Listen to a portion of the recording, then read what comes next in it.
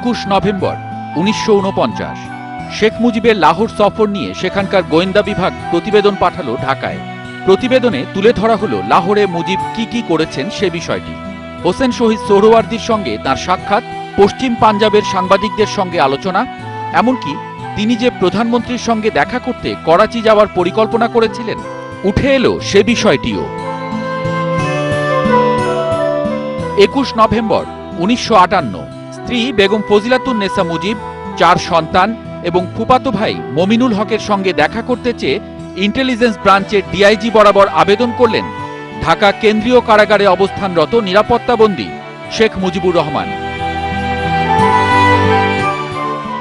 21 November 1972 চীন ও জাপানের নতুন সম্পর্কের প্রেক্ষিতে প্রধানমন্ত্রী বঙ্গবন্ধু শেখ মুজিবুর রহমান বললেন, আমার সরকার সবসময় বিশ্বের শান্তি কামনা করে এবং আমরা বিশ্ব শান্তির পক্ষে যে কোনো উদ্যোগকে স্বাগত জানাই। জাপানের এক দৈনিক পত্রিকার সঙ্গে আলোচনাকালে বঙ্গবন্ধু আরও বললেন, আমার সরকারের নীতি স্পষ্ট এবং আমরা বিশ্ব শান্তির ক্ষেত্রে নিবেদিত প্রাণ।